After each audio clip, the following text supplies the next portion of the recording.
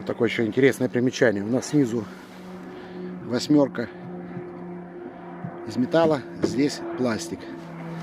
Почему? Потому что та часть засыпется, арматуру ее видно не будет. А здесь, чтобы не было ржавых потеков, потому что из бетона вот это все равно будет шпилька торчать. Соответственно, мы делаем с пластиковой арматуры, она ржаветь, ржавых разводов на ростверк, тот, который видимый, не будет никаких ржавых разводов. Поэтому нижние из металла, верхние из пластика. И вот весь рабочий процесс. Серега делает, крепит.